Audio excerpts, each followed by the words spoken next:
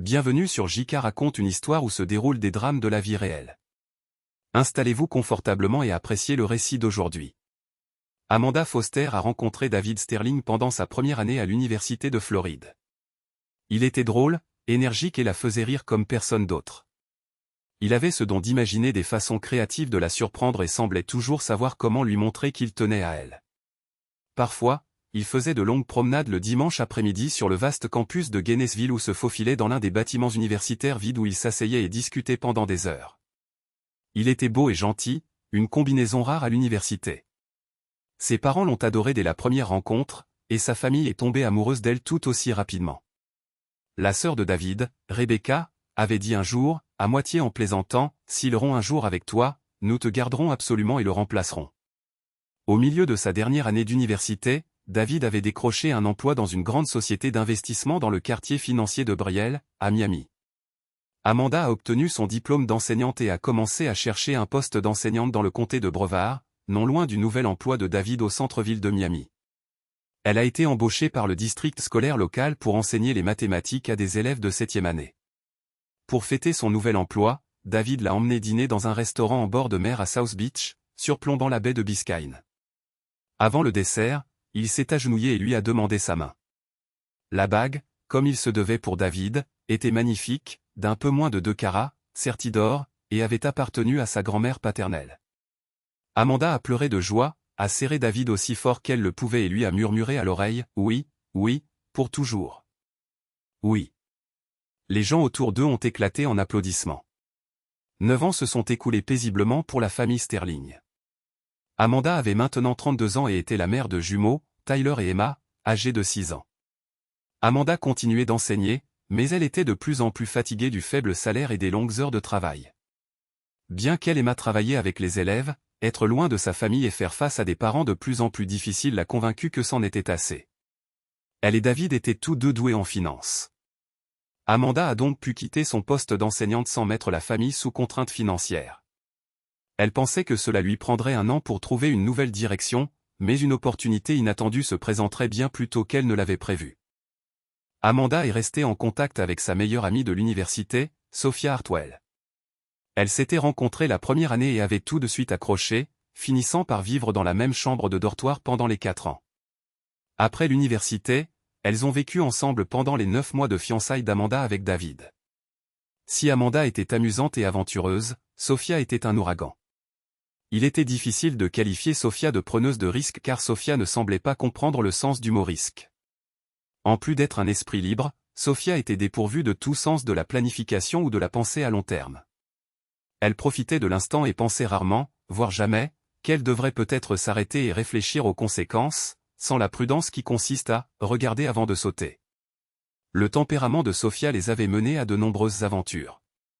Heureusement pour Sophia, Amanda était là pour la calmer et la surveiller. Plus d'une fois, Amanda avait éloigné Sophia d'un désastre potentiel.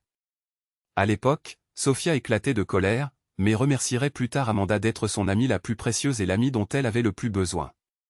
Lors d'une telle occasion, Amanda était là pour sortir Sophia du pétrin si nécessaire, et il s'est avéré qu'elle a, par inadvertance, mis sa propre carrière sur une nouvelle voie.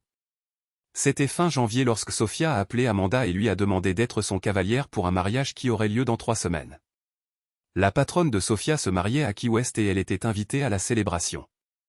Elle avait hâte de s'amuser et de voir quelles aventures pourraient se dérouler, mais elle avait mûri émotionnellement et avait réalisé qu'il serait préférable d'avoir son influence apaisante à ses côtés.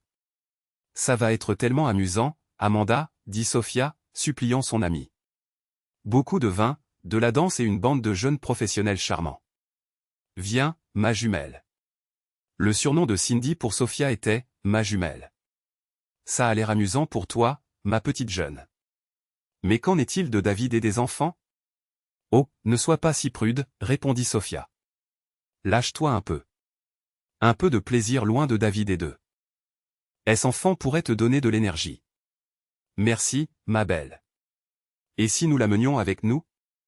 Désolé, mon ami, mais l'invitation dit « invité » et non « invité », répondit Sophia, se demandant pourquoi son ami ne pouvait pas être un peu plus spontané de temps en temps. Amanda a terminé leur conversation en promettant de vérifier avec David et de la rappeler plus tard dans la soirée. Une fois les enfants couchés, Amanda a abordé le sujet avec son mari. Sa réponse ne l'a pas surprise. Tu devrais y aller et veiller sur elle, ma chérie. Je suis sûr que ce sera amusant. Tu pourrais peut-être passer par cette petite cave de Key West et nous prendre une caisse de leur vin signature. Quand elle a posé des questions sur les enfants, David a dit « J'avais envie de voir maman et papa à Orlando. Cela fait 4 mois que nous ne les avons pas vus, alors je suis sûr qu'ils ne rateront pas l'occasion de passer un long week-end avec les petits-enfants. Prends soin de ton ami et profite du week-end sans les jumeaux, ma belle. » Elle s'est émerveillée d'avoir épousé un homme si bon et généreux. 3 semaines plus tard, une Amanda quelque peu frustrée était assise à une table dans l'un des élégants lieux de villégiature de Key West. Elle observait Sophia danser avec l'un des garçons d'honneur, qui avait probablement 8 ans de moins qu'elle, gardant un œil sur son amie exubérante tout en discutant avec l'une des cousines de la mariée. Elles ont échangé des avis sur les mariages et ont remarqué que celui-ci avait commencé en retard et était généralement désorganisé. Tu sais, a remarqué la cousine, quelqu'un aurait pu organiser un événement fantastique s'il avait été un excellent coordinateur d'événements. Cela a fait réfléchir Amanda, et en même temps, elle pensait à la façon de séparer Sophia de son partenaire de danse de 22 ans, qui voulait clairement plus que de la simple danse. Il a fallu environ 6 mois pour s'organiser, mais finalement Amanda a entamé une nouvelle carrière en lançant sa propre entreprise de gestion d'événements, Sunshine Celebration. Elle était organisatrice de nature. Ses plans de cours et sa prestation en classe avaient toujours été impeccables. Des mariages aux réunions de famille, en passant par les réunions d'affaires et tout autre événement, tout se déroulait sans accroc. Elle a fait des recherches sur plusieurs entreprises prospères, a étudié tout ce dont elle avait besoin pour trouver le bon créneau, et s'est lancée dans sa nouvelle entreprise avec un enthousiasme inlassable. Après 2 ans d'activité, elle a commencé à prospérer grâce aux petits mariages, en particulier les mariages de destination le long de la magnifique côte de la Floride. C'est alors qu'elle a rencontré Marcus Blackwood. Marcus possédait et exploitait 3 hôtels-boutiques haut de gamme, chacun parfait pour les mariages de destination. Miami Beach, Sarasota et la côte du Golfe près de Naples abritaient chacun l'une de ses propriétés, et il réussissait plutôt bien. Il travaillait dur, avait un personnel formidable qu'il payait bien et exigeait l'excellence de leur part. À 26 ans, il avait utilisé tout ce qu'il possédait, et même un peu plus, à vrai dire, pour acheter un manoir art déco délabré de 90 ans à Miami Beach. Il avait juste assez d'argent et juste assez de courage pour le rénover à temps et à peine sous le budget. Pendant les 2 premières années, il travaillait plus de 100 heures, 7 jours sur 7. Il a failli échouer simplement parce que le bouche à oreille, même positif, se répandait douloureusement lentement. Cependant, la 3e année, il a atteint le seuil de rentabilité et la 4e année, il a commencé à faire des bénéfices. 3 ans plus tard, il a ouvert une 2e propriété à Sarasota. Et 2 ans après cela, il a ouvert un petit bijou près de Naples. 14 ans plus tard, il était toujours sérieux au sujet de son entreprise, travaillant longtemps et dur, mais il était aussi connu pour savoir s'amuser, surtout si cela incluait de bons vins, de la danse et une compagnie agréable. Marcus était, selon les femmes qui le connaissaient bien, un célibataire endurci, mais pas un goujat. Il traitait les gens équitablement et honnêtement, même lorsqu'il faisait clairement savoir à ses partenaires romantiques potentiels qu'il ne recherchait pas une relation à long terme. À 40 ans, il était bien dans sa peau et très heureux de la vie qu'il s'était bâtie.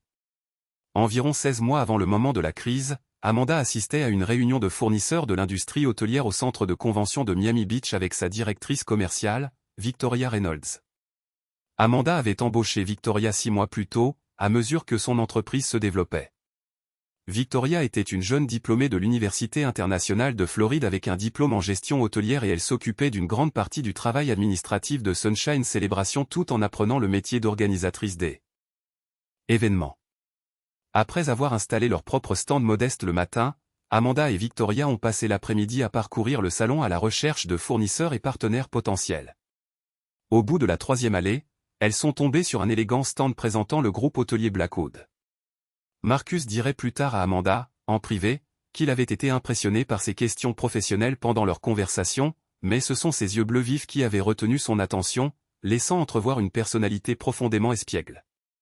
Elle lui a avoué plus tard, à lui seul, qu'elle avait eu un très subtil double regard quand elle l'avait aperçu car, selon ses mots, il était magnifique mais ne semblait pas arrogant à ce sujet. Ils ont entamé une conversation qui a duré 45 minutes. Il était professionnel, mais la connexion fut instantanée. Il a posé des questions difficiles sur son modèle d'affaires, son expérience et sa vision de la croissance. Elle s'est trouvée inhabituellement éloquente, passionnée par son travail d'une manière qui semblait l'impressionner. Je dois dire que votre approche est exactement ce que nous recherchons chez nos partenaires en organisation d'événements, a déclaré Marcus alors que leur conversation commençait à se terminer. Nous recevons de nombreuses demandes concernant les mariages et les événements d'entreprise. Mais nous sommes très sélectifs quant à nos recommandations. J'apprécie cela, répondit Amanda, essayant de maintenir son sang-froid professionnel malgré un sentiment qu'elle n'avait pas éprouvé depuis des années. Je crois que chaque célébration devrait être aussi unique que les personnes qui l'organisent.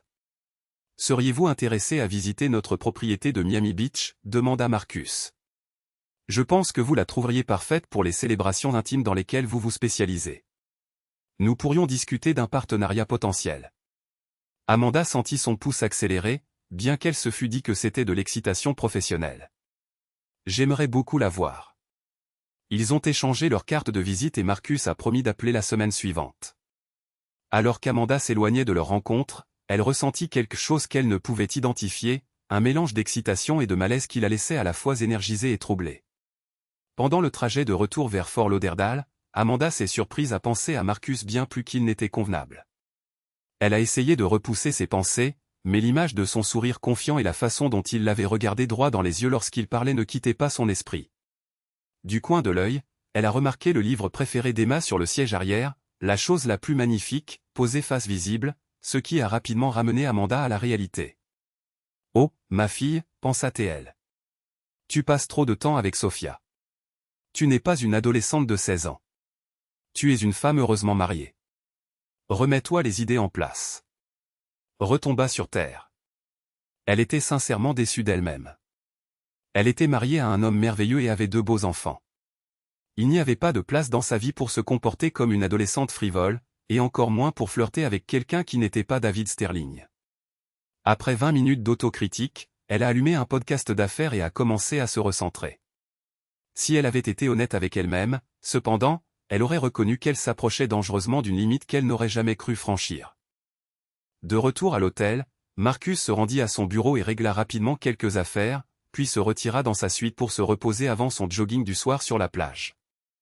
Alors qu'il s'allongeait sur le lit, il commença à penser à sa journée et surtout à Amanda. Elle était belle, certes, mais Marcus avait fréquenté plusieurs femmes superbes dans sa vie, certaines même éblouissantes. Aucune d'elles n'avait été comme Amanda. Son intelligence, sa passion pour son travail, la façon assurée dont elle avait soutenu son regard, tout cela l'intriguait. Elle était mariée, évidemment. Il avait remarqué son alliance et la façon dont elle avait parlé de sa famille. Mais il y avait eu quelque chose dans ses yeux, une étincelle qui dépassait le cadre du réseau professionnel. Au même moment, David était à la maison avec Tyler et Emma, préparant le dîner et riant avec les enfants. En se déplaçant dans la cuisine, il réalisa à quel point il était vraiment chanceux. Quand Amanda arriva à la maison, la table était déjà mise, et ils profitèrent d'une heure en famille, écoutant Emma leur raconter comment elle avait trouvé le chat du voisin dans leur jardin et joué avec lui jusqu'à ce que Madame Rodriguez vienne le chercher. Emma se demandait s'il devrait prendre un animal de compagnie. Plus tard, une fois les enfants couchés, Amanda, voulant peut-être se rassurer que David était le seul homme de sa vie, lui fit l'amour avec une passion inhabituelle. Les 6 mois et les 4 mariages Sunshine Célébration organisés sur la propriété de Marcus à Miami Beach se déroulèrent, mais non sans complications. Peut-être cela commença-t-il par un simple effleurement du bras, ou Marcus posant sa main sur son dos en lui ouvrant des portes. Ou peut-être fût-ce le temps qu'ils passèrent ensemble, Marcus ayant pris l'habitude de superviser personnellement les événements chaque fois qu'Amanda les coordonnait. Quoi qu'il en soit, Amanda ne se déroba jamais à ses gestes, ses compliments, ni même à son léger flirt. David n'avait voyagé avec elle qu'une seule fois pour visiter le site, mais c'était au début, et Marcus était absent pour d'autres affaires ce jour-là, ou du moins c'est ce qu'on leur avait dit. Après leur 4e événement, Victoria décida finalement qu'elle devait dire quelque chose. Alors qu'elle rangeait leurs affaires dans la voiture d'Amanda, Victoria prit une profonde inspiration. « Amanda, il faut que je te parle de quelque chose d'important. »« Qu'est-ce que c'est ?» demanda Amanda, bien qu'elle eût le pressentiment de ce qui allait arriver. « J'ai observé tes interactions avec Marcus Blackwood, et je m'inquiète de la direction que cette relation pourrait prendre. Tu sais, j'apprécie vraiment de travailler avec toi et je te considère comme mon ami, n'est-ce pas ?» dit Victoria avec une certaine inquiétude dans la voix. Amanda hocha la tête en signe d'accord, se demandant où cela allait la mener. Et je ne me considère pas le droit de me mêler des affaires des autres sans y être invité, mais je dois te dire quelque chose où j'aurai l'impression de t'avoir laissé tomber. Ça te dérange? Amanda ne dit rien, mais hocha la tête en signe d'approbation.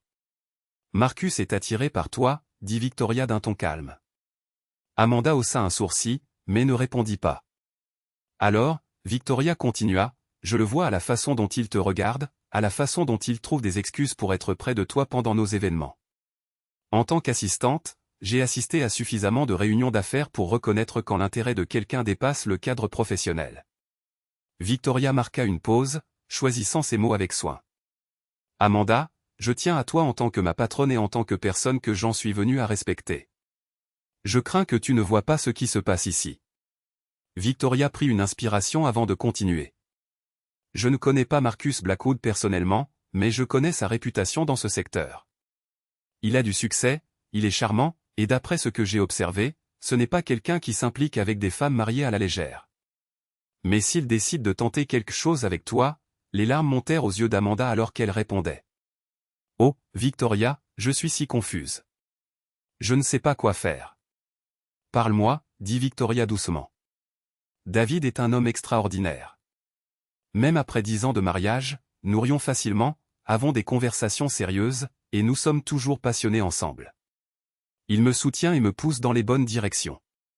Je ne peux pas imaginer ma vie sans lui, et l'idée de le blesser me rend presque nauséeuse. Elle marqua une pause, luttant pour trouver ses mots. Mais Marcus. Sa voix s'éteignit un instant. Il est enivrant d'une manière que David n'est pas. Je le sens dangereux, mais d'une manière excitante. Victoria lui laissa le temps de traiter ses pensées sans interférer. Elle voulait que son ami se débatte avec la réalité sans être secouru. Quelle que soit la décision d'Amanda, elle devait être la sienne seule. Victoria avait trouvé le courage de lui dire la vérité. Mais il était maintenant temps d'écouter. Je ne me suis jamais sentie réprimée de ma vie, continua Amanda. Je suis tombée éperdument amoureuse de David très vite, mais je ne dirais pas que j'étais si submergée au point de me sentir hors de contrôle. Ce que je ressens avec Marcus est incontrôlable. Quand il me regarde d'une certaine manière, je fonds littéralement à l'intérieur. Elle prit une gorgée de champagne avant de continuer. Je ne sais pas pourquoi, mais je sais que si le bon moment venait et qu'il m'emmenait dans sa chambre, je me donnerais volontiers à lui. Il y a 6 mois, j'aurais été offensée si quelqu'un avait suggéré que quelqu'un pourrait être plus désirable que mon mari ou que je pourrais avoir une liaison. La voix d'Amanda devint plus émotive. Je ne suis pas de ces personnes qui pensent que les femmes devraient être libres d'explorer en dehors du mariage tout en s'attendant à ce que leur mari soit fidèle. C'est absurde. Le mariage est un engagement mutuel. J'ai essayé d'imaginer David rentrant à la maison et me disant qu'il était avec une autre femme, et ça me tuerait d'y penser. Alors pourquoi suis-je une telle hypocrite? Pourquoi est-ce que je joue avec le feu? Qu'est-ce que tu vas? Est-ce faire? Demanda Victoria, visiblement attristée par le dilemme de son ami. 80% de moi va rester fidèle à mon mari et à mes enfants, commença Amanda. Je ne quitterai pas mon travail avec Marcus parce que c'est une trop belle opportunité d'affaires pour la laisser passer. Ce 80% me dit que je peux résister à la tentation, mais les autres 20% me disent que je pourrais le gérer de manière secrète et discrète, le faire, me libérer de cette obsession, puis revenir à ce que je sais être la bonne façon de faire. Elle enfouit sa tête dans ses mains. Honnêtement, je ne suis pas sûr. La plupart du temps, je veux que les 80% l'emportent, mais il y a des moments où... Elle commença à sangloter. Victoria se leva et s'approcha d'Amanda, passant ses bras autour de son amie. Elle la serra dans ses bras pendant quelques instants sans dire un mot. Finalement, elle dit, « Eh bien, tu connais la vérité maintenant. Tu connais les risques, et j'espère vraiment que tu prendras la bonne décision. » Le lendemain, Victoria approcha Amanda avant qu'elle ne soit censée se rendre à l'hôtel de Marcus pour une réunion de planification. « Amanda, je dois te demander quelque chose, et j'espère que tu ne seras pas offensée. » « Qu'est-ce que c'est? » « Je travaille pour toi depuis 6 mois maintenant, et j'ai beaucoup appris sur cette industrie. J'ai aussi appris à assez bien cerner les gens. Victoria marqua une pause, choisissant ses mots avec soin. Je pense que Marcus Blackwood s'intéresse à plus que de simples affaires avec toi. Amanda sentit ses joues rougir. Victoria, ce n'est pas. Je ne te juge pas et je ne vais pas démissionner ni créer de problème. Mais en tant que quelqu'un qui tient à toi, je devais dire quelque chose. J'ai vu comment il te regarde, comment il trouve des excuses pour te toucher la main ou l'épaule, comment il semble toujours avoir du temps pour des conversations prolongées quand tu es là. Victoria prit une profonde inspiration. Je ne sais pas ce que tu vas faire, mais je voulais que tu saches que je vois ce qui se passe, et j'espère que tu seras prudente au final. Ce fut la tempête parfaite. 3 semaines après que Victoria eut parlé à Amanda et confronté Marcus, un événement rare se produisit.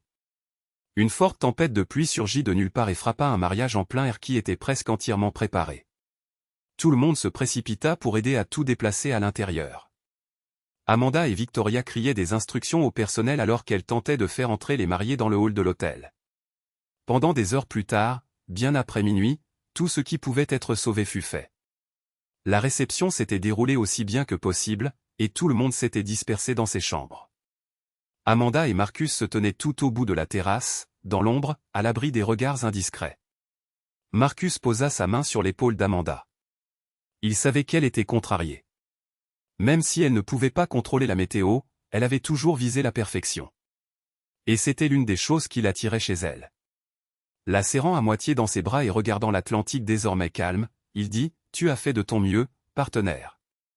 On ne peut pas contrôler Mère Nature. » Et tout le monde a passé un moment merveilleux malgré le déluge.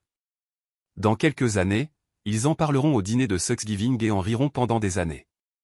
Amanda ne se recula pas, mais laissa sa tête s'appuyer contre sa poitrine. C'était si bon d'être près de lui, de se sentir en sécurité. Les 80% d'Amanda commençaient à perdre la bataille. Elle prit une profonde inspiration comme si elle se rendait, ne dit rien, se tourna pour l'embrasser pleinement, et plongea son regard dans les yeux de Marcus avant qu'il ne se penche pour l'embrasser.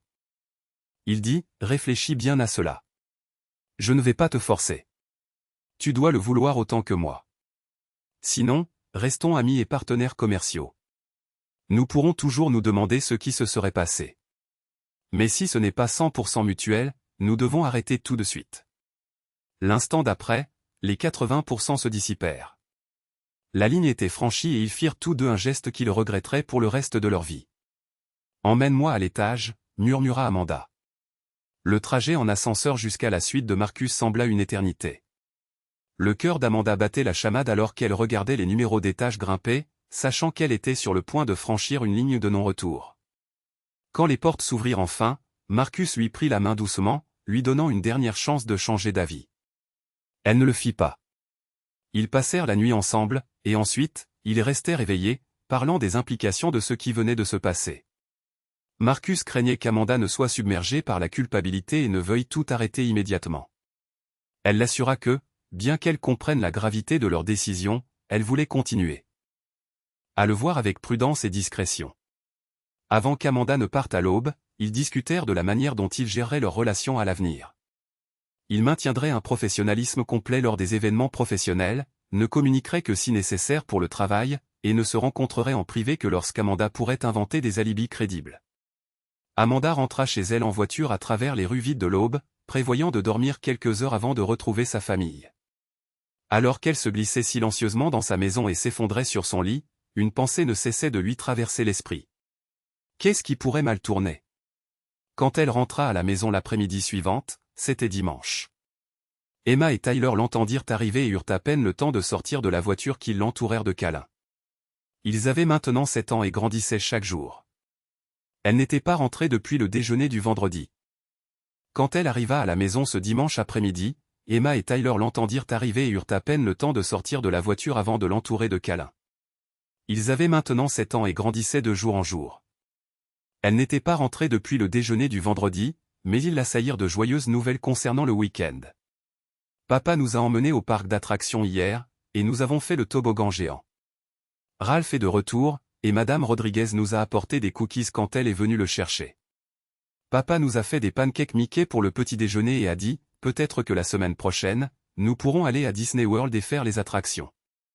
Maman, est-ce que papa t'a déjà emmené faire des tours amusants avec lui? Cette dernière question fit légèrement tressaillir Amanda à la mention de papa et des tours.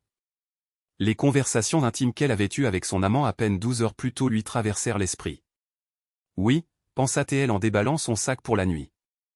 la nuit dernière avait certainement été une sacrée aventure. Elle secoua la tête mentalement en voyant David se tenir dans l'embrasure de la porte, s'essuyant les mains avec un torchon. Il portait un short Adidas et l'un de ses maillots de cyclisme. Mince, pensa-t-elle. Il est tellement beau. Qu'est-ce que je suis en train de faire? Alors qu'elle posait son sac et qu'il s'étreignait, elle dit « Salut, mon amour. Ça a été un week-end de mariage éprouvant. Je suis si heureuse d'être à la maison et dans tes bras. J'espère que les jumeaux ne t'ont pas donné trop de fil à retordre. Tu nous manques toujours, mon cœur, mais j'adore passer du temps avec les enfants le week-end, et je suis si heureux que tu prospères dans ton entreprise, répondit David. Je regardais le radar météo quand les nouvelles ont mentionné la tempête et j'ai pensé que tu avais du pain sur la planche. Laisse-moi te chercher un verre de vin et te masser les pieds. Bon sang, pensa-t-elle. Son surnom préféré pour moi. Aimant si bien les enfants. Sacrifiant son week-end pour que je puisse poursuivre ma passion. Zut, mauvais mot, ma fille. Ressaisis-toi. Du vin et des massages des pieds. Je ne peux pas le perdre, ni cette famille. Plus tard, quand les enfants furent couchés, ils décidèrent de prendre leur vin et leur conversation au jacuzzi. Heureusement pour Amanda, David admit qu'il était épuisé et demanda de remettre leur intimité à plus tard. Elle ressentit une légère déception, mais réalisa immédiatement qu'elle était soulagée pour des raisons qu'elle n'expliquerait pas, et il ne posa pas de questions, car il supposait que sa femme ne serait que fidèle. Le lundi, David lui demanda si elle voulait sortir le mardi soir.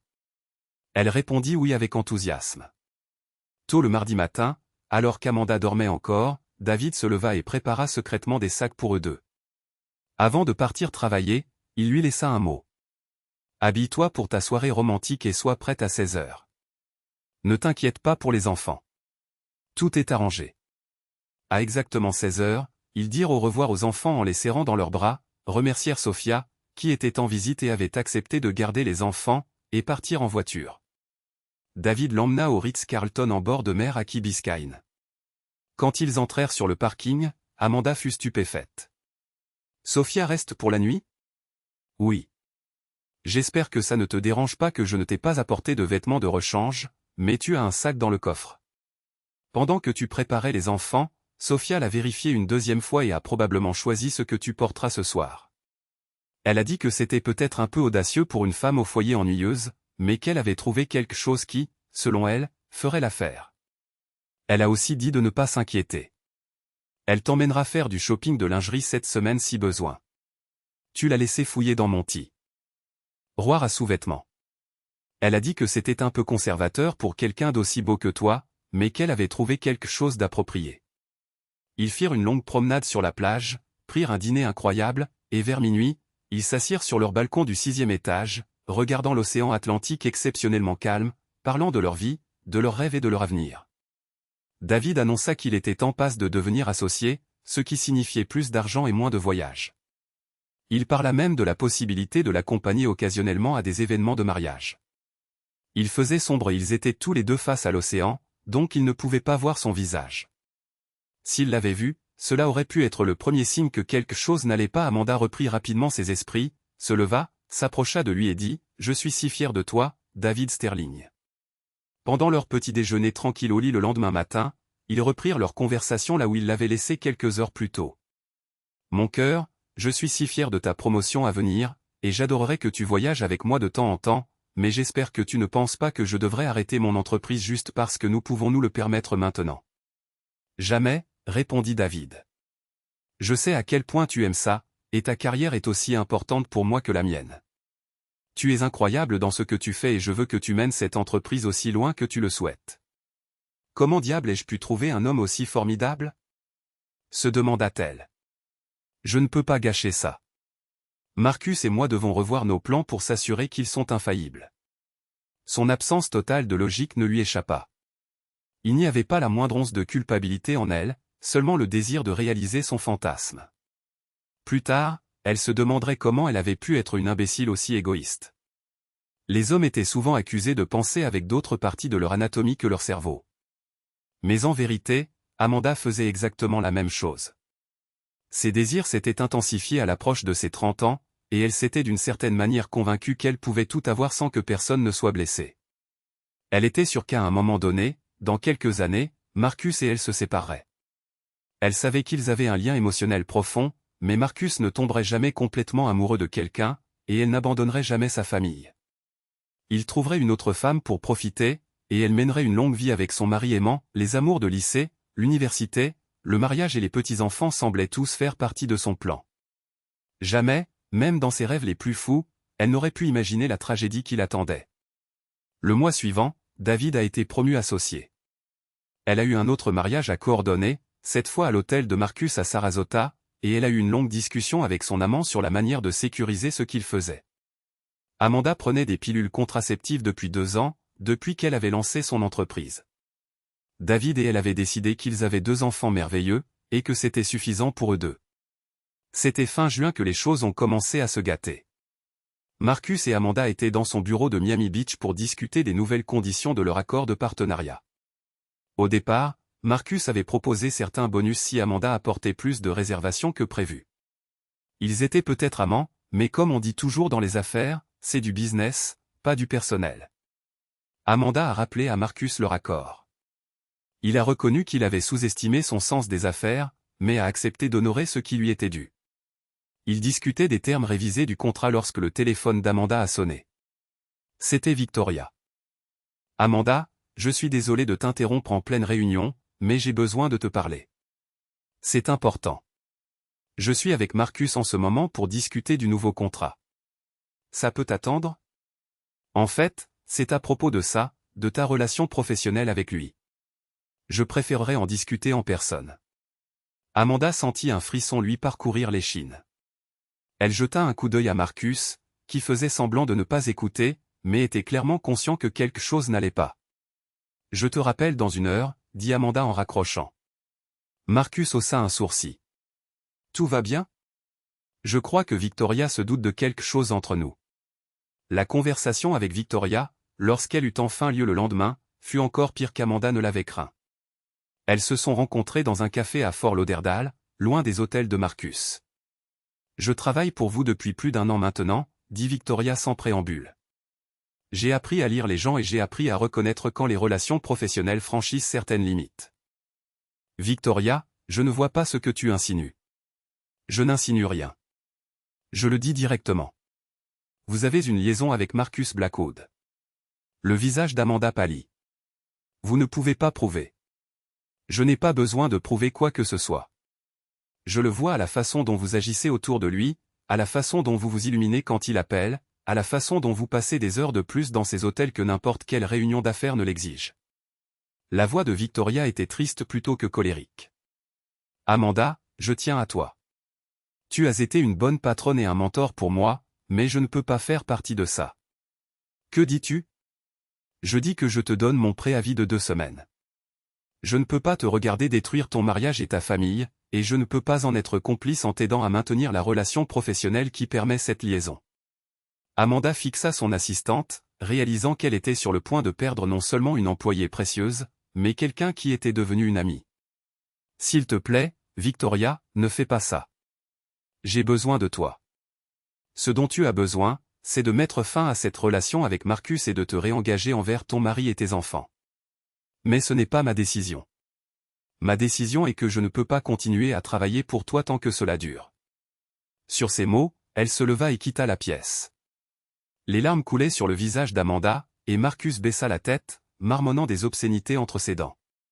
Pendant plusieurs minutes, ils restèrent assis en silence complet tandis qu'une légère brise soufflait par les portes-fenêtres ouvertes. Ils avaient prévu de passer la soirée ensemble, mais cela n'allait manifestement pas arriver. Aucun d'eux ne savait quoi dire. Finalement, Amanda essuya ses yeux. « Marcus, je rentre chez moi. Ce n'est pas le moment d'essayer de résoudre les choses. Je sais que nous sommes tous les deux responsables, mais pour ma part, je suis vraiment désolé d'avoir causé tout cela.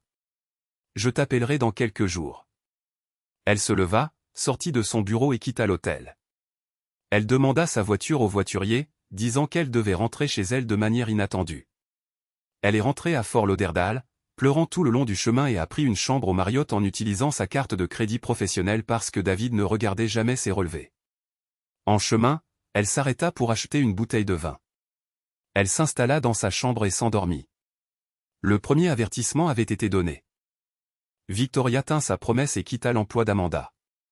La perte de Victoria fut à la fois professionnelle et personnelle. Elle n'avait pas seulement été une assistante précieuse, mais quelqu'un qu'Amanda en était venue à considérer comme une amie. Sans les compétences organisationnelles de Victoria, Amanda se retrouva à lutter pour maintenir le même niveau de professionnalisme tout en gérant sa crise personnelle. Début septembre, la relation entre Marcus et Amanda était quelque peu différente de d'habitude. Peut-être étaient-ils tous deux secoués par la confrontation de Victoria. Ou peut-être que la réalité de la perte d'une employée de confiance avait rendu Amanda plus consciente du coût de ses choix. Leur attraction mutuelle ne diminua cependant jamais, et début octobre, ils étaient de retour à leurs anciennes habitudes. Un samedi soir, après un mariage tardif, ils eurent une soirée exceptionnellement longue à passer ensemble. Ils quittèrent Miami Beach et prirent la BMW décapotable de Marcus pour se rendre sur la côte, dans une location de vacances isolée surplombant l'océan Atlantique. « Oh mon Dieu, c'est magnifique !» murmura Amanda en s'installant à côté de Marcus. Amanda avait dit à David avant de partir qu'elle prospectait des lieux dans la région de Palm Beach et qu'elle ne rentrerait pas avant dimanche soir au plus tôt. C'était vrai.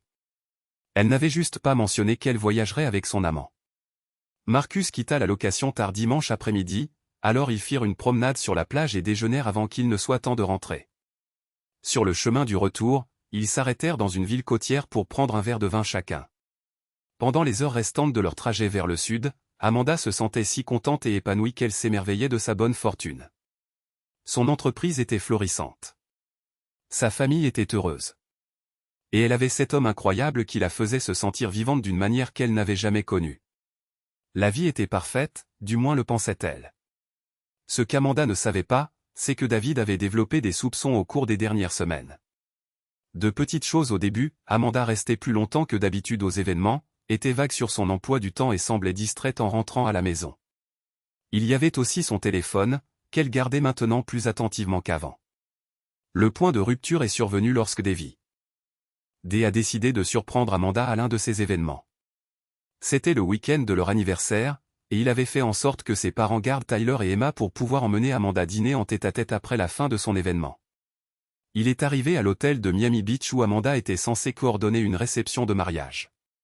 Quand il a interrogé le personnel de la réception sur l'événement, ils ont semblé confus. « Il n'y a pas de réception de mariage ici ce soir, monsieur. » Le réceptionniste lui a dit « Nous en avons eu une le week-end dernier, mais rien n'est prévu pour ce soir. » David sentit un frisson glacé le parcourir. Il a appelé le téléphone d'Amanda, mais il est tombé directement sur la messagerie vocale. Il a essayé d'appeler le numéro de téléphone qu'elle lui avait donné pour le lieu. Il s'est avéré que c'était le numéro principal de l'hôtel, et non un contact d'événement spécifique. Après être resté assis sur le parking de l'hôtel pendant 30 minutes, essayant de trouver des explications innocentes, David a pris une décision qui allait tout changer. Il a appelé le détective privé que son avocat lui avait recommandé lors de leur première consultation de divorce quelques mois plus tôt. Une consultation que David avait espéré ne jamais avoir à utiliser. « J'ai besoin de quelqu'un pour m'aider à retrouver ma femme », a dit David à Maria Santos quand elle a répondu à son téléphone. « Je pense qu'elle me ment sur l'endroit où elle se trouve ce soir, et j'ai besoin de connaître la vérité. Je peux vous aider avec ça, monsieur Sterling, mais ça va prendre du temps. Je peux commencer par vérifier l'utilisation de sa carte de crédit, ses relevés téléphoniques si vous y avez accès, et ses associés connus. Avez-vous une idée de l'endroit où elle pourrait réellement se trouver ?» David a fourni à Maria les informations qu'il avait, la fausse adresse du lieu, les associés commerciaux fréquents d'Amanda, et ses soupçons concernant Marcus Blackwood. « Donnez-moi quelques heures, » a dit Maria. « Je vais voir ce que je peux trouver et je vous rappellerai. » 3 heures plus tard, Maria a rappelé avec des résultats. « J'ai trouvé des frais sur une carte de crédit associée à son entreprise pour une réservation de location de vacances près de Palm Beach. J'ai également vérifié auprès d'un contact de la société de location. La réservation a été faite pour 2 personnes sous le nom de Blackwood. » Muni de l'adresse, David a roulé vers le nord le long de la côte. Son cœur battait la chamade, entre la peur et l'espoir qu'il se trompait. Alors qu'il contournait la courbe près de la zone de location de luxe en bord de mer, ses pires craintes furent confirmées. La voiture d'Amanda était garée dans l'allée à côté de la BMW décapotable qu'il reconnaissait de l'hôtel de Marcus. Le cœur de David commença à s'emballer. Il se gara dans la rue et resta assis là longtemps, essayant de comprendre ce qu'il voyait. Une partie de lui voulait se rendre à la maison et exiger des réponses. Une autre partie de lui espérait qu'il y avait une explication innocente. Alors que le soleil commençait à se coucher, David vit deux silhouettes apparaître sur la terrasse de la maison. Même de loin, il pouvait voir que l'une était clairement Amanda. Elle était dans les bras d'un homme que David reconnaissait. Tandis qu'il regardait avec horreur, ils s'embrassèrent passionnément avant de disparaître de nouveau dans la maison. Le monde de David s'effondra à cet instant. Il resta assis dans sa voiture, tremblant tandis que son esprit tentait de traiter ce dont il venait d'être témoin. La femme qu'il aimait depuis plus de 15 ans, la mère de ses enfants, la personne à qui il avait fait entièrement confiance, avait une liaison. Il resta là pendant des heures, ne sachant que faire, ne sachant où aller. À un moment donné, il réussit à se ressaisir suffisamment pour rentrer chez lui, mais il avait l'impression d'être dans un cauchemar dont il ne pouvait pas se réveiller. David passa le reste du week-end dans l'agonie. Quand Amanda rentra à la maison dimanche soir, joyeuse et apparemment inconsciente que quelque chose n'allait pas. Il pouvait à peine la regarder. Elle l'embrassa pour le saluer et lui raconta son week-end productif de repérage de lieux. Et chaque mot lui fendait le cœur.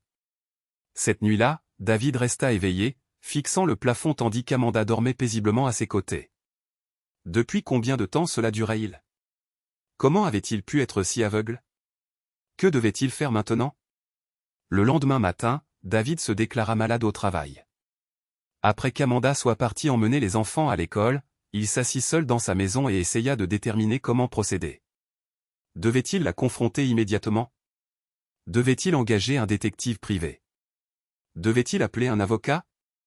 Au lieu de cela, David décida de faire quelque chose qui lui donnerait les réponses dont il avait besoin. Il se rendit au bureau d'Amanda et la suivit à distance. Il ne fallut pas longtemps avant qu'elle ne rencontre l'homme avec qui David l'avait déjà vu, un homme grand, d'allure distinguée, qui possédait visiblement des voitures de luxe et portait des costumes sur mesure. David observa depuis l'autre côté de la rue tandis qu'Amanda et cet homme s'étreignaient devant un hôtel de Miami Beach. Il n'y avait rien de professionnel dans leur interaction. La façon dont ils se touchaient, la façon dont ils se regardaient, il était évident qu'ils étaient amants. David en avait assez vu. Quand Amanda rentra ce soir-là, David l'attendait dans le salon. Les jumeaux étaient chez ses parents. Il les avait récupérés à l'école et déposés, disant à sa mère qu'Amanda et lui devaient avoir une discussion importante. « Nous devons parler », dit David simplement. Amanda regarda son visage et sut immédiatement que quelque chose n'allait pas du tout. « David, qu'est-ce qui ne va pas? Tu as l'air terrible. »« Assieds-toi, Amanda. » Elle s'assit sur le canapé en face de lui, le cœur battant la chamade. « Je sais pour Marcus Blackwood, » dit David doucement. Le sang se retira du visage d'Amanda. Un instant, elle envisagea de nier, mais elle pouvait voir dans les yeux de David qu'il connaissait la vérité. « David, je ne... » Il leva la main. « Non. N'insiste pas. J'en ai assez vu. Je sais ce qu'il s'est passé. » Amanda commença à pleurer. « David, s'il te plaît, laisse-moi t'expliquer. » Expliquer quoi exactement? La voix de David était posée, mais Amanda pouvait entendre la douleur sous-jacente. Expliquer comment tu m'as menti pendant des mois. Expliquer comment tu as couché avec un autre homme pendant que j'étais à la maison à m'occuper de nos enfants. Expliquer comment tu pouvais me regarder dans les yeux chaque jour et faire semblant que tout était normal. Ce n'est pas ce que tu crois, dit Amanda désespérément. Je t'aime, David. Je n'ai jamais cessé de t'aimer. Si tu m'aimais, tu n'aurais pas fait ça, répondit David. Si tu aimais notre famille, tu n'aurais pas tout risqué pour ce que c'est. Amanda sanglotait à présent. C'est juste arrivé, David. Je n'ai jamais voulu que ça arrive. Ça ne signifie rien. Ça ne signifie rien. Le calme de David finit par se briser. Tu penses qu'avoir une liaison ne signifie rien? Tu penses que détruire notre mariage, notre famille, ne signifie rien? Ils parlèrent longtemps dans la nuit. Amanda lui raconta tout. Comment elle avait rencontré Marcus, comment l'attirance s'était développée, comment elle s'était convaincue qu'elle pouvait gérer les deux relations sans que personne ne soit blessé. David écoutait, le cœur brisé à chaque mot. Je veux que ça se termine, dit enfin Amanda. Je veux que ça marche, David. Je veux que notre mariage fonctionne. David la regarda longuement. Je ne sais pas si c'est possible, Amanda. Je ne sais pas si je pourrai te faire confiance à nouveau. Chaque fois que tu quitteras la maison, je me demanderai si tu vas vraiment là où tu dis. Chaque fois que tu rentreras tard, je me demanderai si tu es avec lui. Comment allons-nous nous en remettre? Nous pouvons essayer, plaida Amanda. Nous pouvons aller en thérapie de couple. Nous pouvons surmonter cela. J'ai besoin de temps pour réfléchir, dit David finalement. J'ai besoin de temps pour savoir ce que je veux faire. Au cours des semaines suivantes, David se débattit avec ce qu'il devait faire. Certains jours, il pensait qu'il pourrait s'en sortir. Amanda avait rompu avec Marcus et faisait tout son possible pour reconstruire la confiance de David. Elle était totalement transparente concernant son emploi du temps, ses appels téléphoniques, ses allées et venues. Elle suggéra une thérapie de couple et offrit même de quitter son entreprise entièrement. Mais d'autres jours, David avait l'impression de se noyer dans sa propre douleur et sa colère. Il ne pouvait s'empêcher de penser à Amanda et Marcus. Il ne pouvait s'empêcher de se demander combien de temps la liaison aurait continué s'il ne l'avait pas découverte. Il ne pouvait s'empêcher de se sentir stupide de ne pas l'avoir vue plus tôt. David commença à consulter un thérapeute individuellement pour essayer de gérer ses sentiments. La docteure Sarah Chin était une femme bienveillante spécialisée dans l'aide aux personnes confrontées à l'infidélité et à la trahison. « Que voulez-vous, David ?» demanda la docteure Chin lors d'une de leurs séances. « Qu'est-ce qui vous rendrait heureux ?»« Je veux retrouver ma vie d'avant, » dit David. « Je veux faire confiance à ma femme à nouveau. Je veux croire que notre mariage signifie quelque chose pour elle. Pensez-vous que ce soit possible ?» David resta silencieux un long moment. « Je ne sais pas. Certains jours, je pense que nous pourrions reconstruire. Mais d'autres jours, j'ai l'impression que notre mariage est mort au moment où elle a choisi d'être avec lui. Tout ce que nous avions, tout ce que je pensais que nous étions, était basé sur un mensonge. Avez-vous parlé à Amanda de ce que vous ressentez? J'ai essayé. Elle veut arranger les choses. Elle dit qu'elle m'aime, qu'elle a fait une terrible erreur, que cela ne se reproduira plus jamais. Mais comment puis-je la croire? Elle m'a regardé dans les yeux pendant des mois alors qu'elle me mentait. Comment savoir qu'elle ne recommencera pas? La docteure Chin resta silencieuse un instant. C'est quelque chose que vous seul pouvez décider, David. Certains mariages survivent à l'infidélité, mais les deux personnes doivent être entièrement engagées à reconstruire la confiance, et cela prend du temps, parfois des années. La question est de savoir si vous êtes prêt à faire ce travail et si vous croyez qu'Amanda l'est vraiment. David quitta cette séance plus confus que jamais. Il aimait Amanda. Il l'avait toujours aimée, mais il n'était pas sûr que l'amour soit suffisant pour surmonter ce qu'elle avait fait. Le point de rupture survint 6 semaines après la découverte de David. Amanda pensait que les choses s'amélioraient. Ils avaient suivi une thérapie de couple, et David semblait s'adoucir envers elle. Ils avaient même été intimes quelquefois, ce qu'Amanda interprétait comme un signe de guérison. Mais David souffrait plus qu'il ne le laissait paraître. Chaque fois qu'il regardait Amanda, il voyait des images d'elle avec Marcus. Chaque fois qu'il faisait l'amour, il se demandait si elle pensait à l'autre homme. Chaque fois qu'elle disait l'aimer, il se demandait si ces mots avaient encore un sens. Un soir, après que les jumeaux furent couchés, David et Amanda étaient assis sur leur terrasse arrière. Amanda parlait d'un nouveau client potentiel et David l'écoutait à moitié, perdu dans ses pensées. « Tu ne m'écoutes pas, n'est-ce pas ?» dit Amanda finalement. David la regarda. « Quoi ? Je parle depuis 5 minutes et tu n'as pas entendu un mot de ce que j'ai dit. Je suis désolé. Je pensais à autre chose. » Amanda rapprocha sa chaise de la sienne. « David, parle-moi. Qu'est-ce qui se passe dans ta tête ?» David resta silencieux longtemps. Finalement, il dit, « Je n'arrête pas de me demander si tu penses parfois à lui. » Marcus ? David, je t'ai dit que c'est fini. J'ai mis un terme à ça. Je ne veux pas de lui. Je te veux, toi. Mais penses-tu à lui ? Insista David. Quand nous sommes ensemble, souhaites-tu parfois être avec lui à la place ? Non, dit Amanda fermement. David, tu dois me croire. Ce que j'avais avec Marcus n'était pas de l'amour. C'était, je ne sais pas ce que c'était. Un coup de foudre, peut-être une crise de la quarantaine, mais ce n'était pas de l'amour. Tu es l'amour de ma vie. Tu l'as toujours été. David la regarda, et un instant, Amanda crut voir quelque chose s'adoucir dans ses yeux, mais son expression se durcit de nouveau. Je veux te croire, dit David. Mon Dieu, je veux te croire, mais je n'arrive pas à arrêter de penser à toi avec lui. Je n'arrête pas de me demander de quoi vous parliez, de quoi vous riez, ce que vous faisiez ensemble. Amanda tendit la main vers la sienne. David, s'il te plaît. Nous pouvons surmonter ça. Cela va prendre du temps, mais nous pouvons reconstruire ce que nous avions. David retira sa main. Le pouvons-nous? Parce que je ne suis pas sûr que nous le puissions. Je ne suis pas sûr de pouvoir. Qu'est-ce que tu dis? David se leva et se dirigea vers le bord de la terrasse, regardant leur jardin, où la balançoire de Tyler et Emma se dressait en silhouette contre le ciel du soir. Je dis que je ne sais pas si je peux vivre comme ça, dit David doucement. Je ne sais pas si je peux passer le reste de ma vie à me demander si tu es vraiment là où tu dis être. Je ne sais pas si je peux faire l'amour à ma femme en me demandant si elle pense à un autre homme.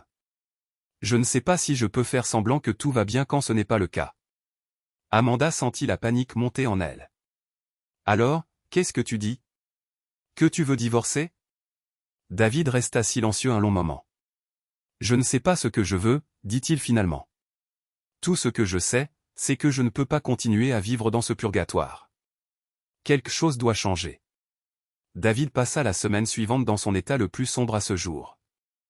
Il pouvait à peine fonctionner au travail, pouvait à peine regarder ses enfants sans penser à la façon dont son mariage s'effondrait et comment cela les affecterait. La docteure Chin suggéra qu'il pourrait avoir besoin de prendre du temps libre pour se concentrer sur sa santé mentale. « Avez-vous envisagé une séparation ?» demanda la docteure Chin lors de leur séance. L'idée m'a traversé l'esprit, admit David. Peut-être que du temps à part m'aiderait à y voir plus clair. Comment pensez-vous qu'Amanda réagirait à cela? Elle serait dévastée. Elle a fait tant d'efforts pour arranger les choses. Mais je ne peux tout simplement pas passer au outre. Chaque fois que je la regarde, je vois sa trahison. Chaque fois qu'elle me dit qu'elle m'aime, je me demande si elle ment.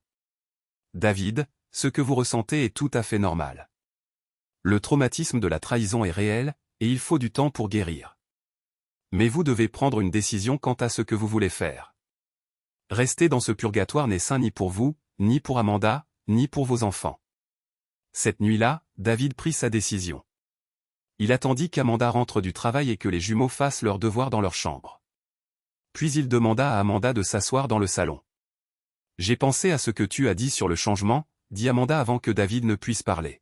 « J'ai décidé de vendre mon entreprise. Je sais que le fait que Marcus et moi travaillions dans le même secteur rend les choses plus difficiles pour toi. Je suis prête à y renoncer si c'est ce qu'il faut. » David regarda sa femme, cette femme qu'il avait aimée pendant tant d'années, et sentit son cœur se briser à nouveau. Elle s'efforçait tant de réparer ce qu'elle avait brisé. Mais David réalisa que certaines choses ne pouvaient pas être réparées. « Amanda, » dit David doucement, « j'apprécie ce que tu dis. J'apprécie tout ce que tu as essayé de faire, mais je ne pense pas que ce soit suffisant. » Le visage d'Amanda devint pâle.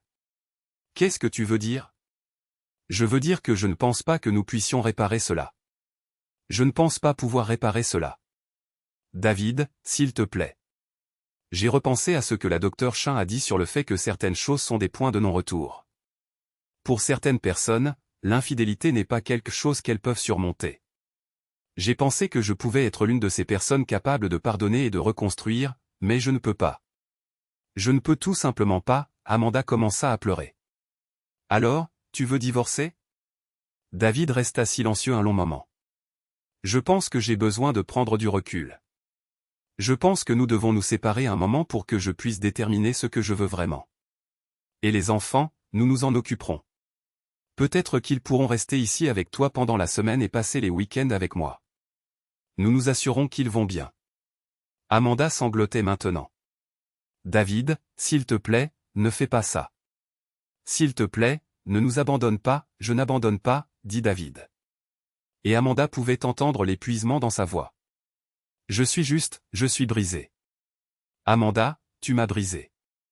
Et je ne sais pas comment me reconstruire tant que je suis encore ici, que je te vois tous les jours, que je me souviens constamment de ce qui s'est passé. Ils parlèrent pendant une autre heure, mais la décision de David était prise.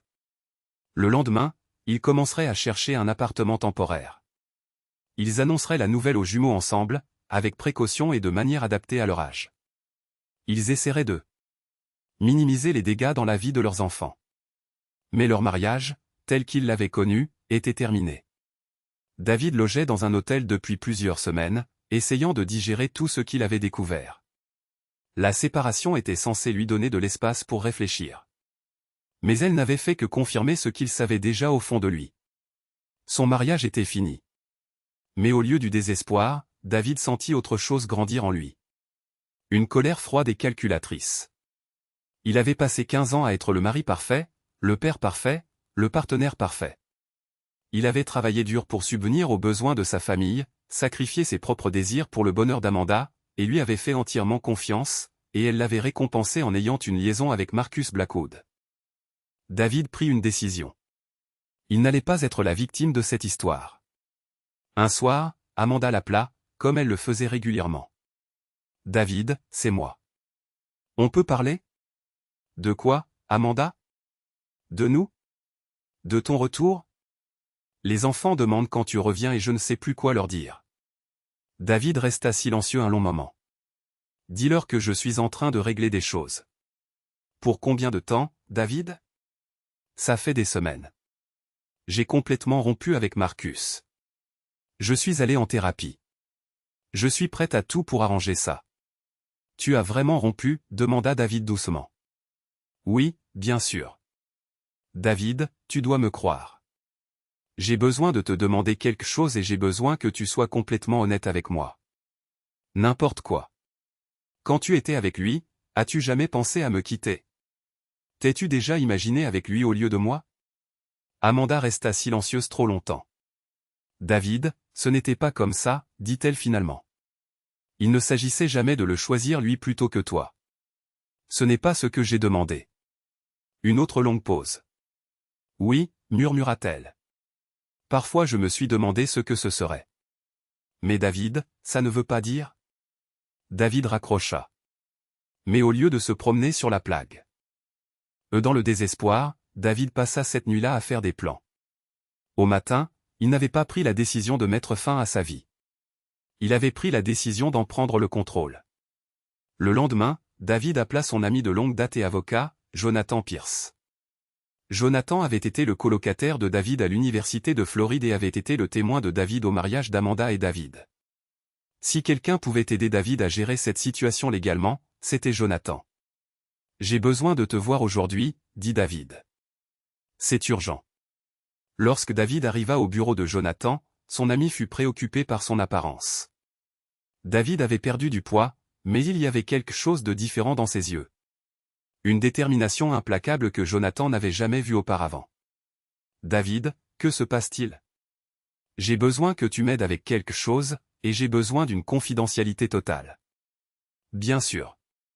De quoi as-tu besoin ? » « J'ai besoin d'engager un détective privé. Je veux tout savoir sur la liaison d'Amanda, quand elle a commencé, où ils se sont rencontrés, à quelle fréquence, tout. Et je veux tout savoir sur Marcus Blackwood, son entreprise, ses finances, sa réputation, ses faiblesses. » Jonathan fut surpris. « David, es-tu sûr que c'est ce que tu veux ?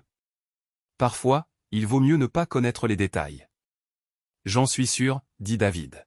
« Je veux savoir exactement à quoi j'ai affaire. » Au cours des semaines suivantes, la détective privée, Maria Santos, fournit à David des informations sur la liaison d'Amanda. La liaison durait depuis 8 mois, plus longtemps qu'Amanda ne l'avait admis. Amanda et Marcus se rencontraient dans ces hôtels et avaient fait des voyages ensemble, bien qu'ils aient été plus prudents que David ne l'avait d'abord pensé. Plus important encore, Maria avait découvert des informations préoccupantes concernant les pratiques commerciales de Marcus. Il y avait des rumeurs de négligence en matière de sécurité dans ces hôtels et quelques anciens employés s'étaient plaints de problèmes d'entretien des bâtiments. Elle avait également découvert que Marcus avait l'habitude d'entretenir des relations étroites avec des femmes du secteur hôtelier, bien que prouver quoi que ce soit de manière définitive serait difficile. Il y a quelques anciens employés qui pourraient être disposés à partager leurs préoccupations concernant les pratiques de sécurité, dit Maria à David. Et j'ai trouvé des documents sur des problèmes d'entretien qui mériteraient d'être étudiés plus en profondeur, mais ce n'est pas une affaire en or. Il faudrait du temps et des efforts pour construire quelque chose de solide. David hocha la tête pensivement. Que faudrait-il pour intéresser les autorités ? David passa la semaine suivante à élaborer minutieusement sa stratégie. Il n'allait pas simplement révéler l'affaire. Il allait détruire systématiquement Amanda et Marcus, mais il allait le faire de manière à protéger Tyler et Emma.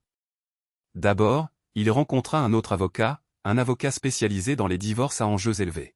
« Je veux la garde exclusive de mes enfants », lui dit David. « Et je veux m'assurer que ma femme obtienne le moins possible dans l'accord. » Quels sont nos motifs? David lui tendit un dossier épais de preuves, adultère, fraude et abus émotionnels. J'ai des photographies, des registres d'hôtels, des relevés de cartes de crédit et des témoignages. L'avocate examina les preuves et siffla doucement. C'est très complet. Avec ces preuves, nous pouvons assurément viser la garde exclusive et une pension alimentaire minimale. Ensuite, David contacta un contact dans les médias, un journaliste spécialisé dans la dénonciation de la corruption dans l'industrie hôtelière.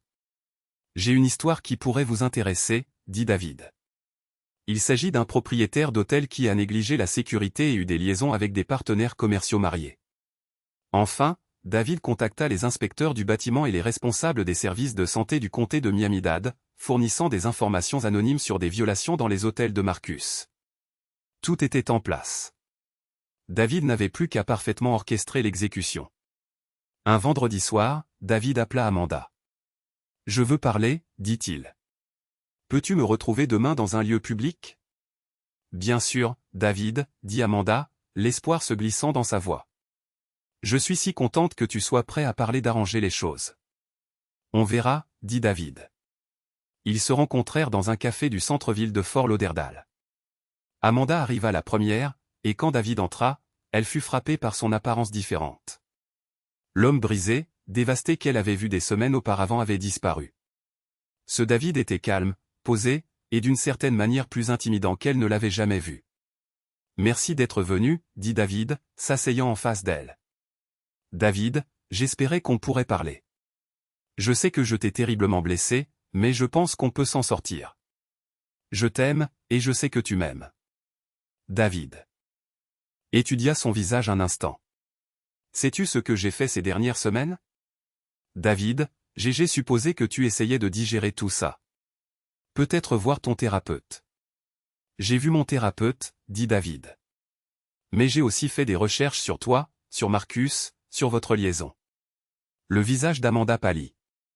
David, je t'ai tout dit. Non, tu ne l'as pas fait. David sortit un dossier et le posa sur la table. Tu m'as dit que ça durait depuis quelques mois. Ça fait 8 mois. Tu m'as dit que ce n'était que physique, mais vous avez fait des voyages romantiques ensemble.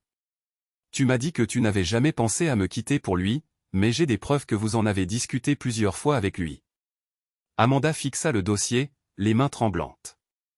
Mais ce n'est pas la chose la plus intéressante que j'ai découverte, continua David. Le plus intéressant, c'est que tu n'es pas la première femme mariée avec qui Marcus a eu une liaison. En fait, il en a fait une habitude, et ses pratiques commerciales sont douteuses. David, qu'est-ce que tu dis? Je dis que Marcus est sur le point d'avoir de sérieux problèmes. J'ai des preuves qui pourraient déclencher des inspections de bâtiments, des examens des services de santé, l'attention des médias.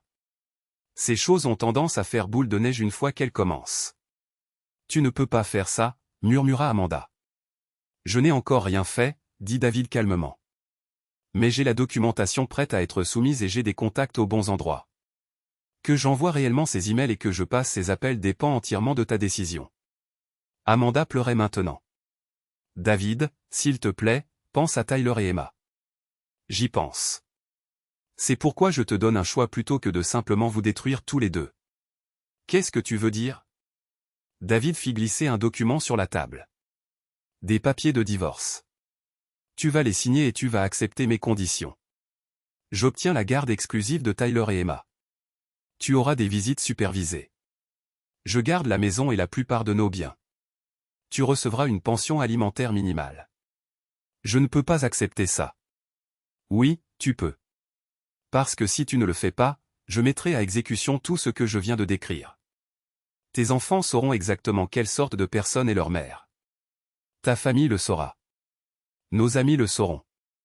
Et l'entreprise de Marcus sera examinée sous tous les angles possibles.